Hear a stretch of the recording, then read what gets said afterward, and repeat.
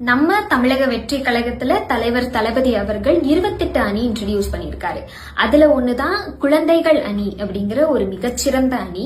குழந்தைகளுக்கெல்லாம் என்னங்க பிரச்சனை இருக்க போகுது அப்படின்னு நம்ம நினைச்சிட்டு இருப்போம். ஆனா ஒவ்வொரு குழந்தைக்குள்ளேயும் ஒவ்வொரு பிரச்சனை இருக்கு அப்படிங்கறதுதான் உண்மை.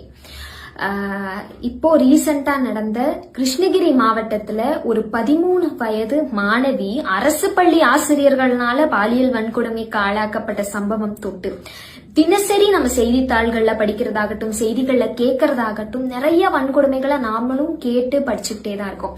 4 வயது குழந்தை பாலியல் வன்கொடுமைக்கு ஆளாக்கப்பட்டிருக்காங்க, 4 மாதம் 8 வயது குழந்தை, இப்படி நிறைய வன்கொடுமைகள். பெண் குழந்தைகளுக்கு எதிராக மட்டும்தான் பாலியல் வன்கொடுமைகள் சமுதாயத்துல நடந்துட்டு இருக்கான்னு கேட்டீங்கன்னா நிச்சயமா இல்ல. ஆண் குழந்தைகளுக்கு எதிராகவும் இப்ப நிறைய பாலியல் வன்கொடுமைகள் நடந்துகிட்டே தான் இருக்கு. இப்படி குழந்தைகளுக்கு எதிராக இந்த சொசைட்டில நடக்கிற வன்கொடுமைகளுக்கு எதிராக குரல் கொடுக்கிற அணி தான் நம்ம தமிழக வெற்றி கழகத்தோட குழந்தைகள் அணி.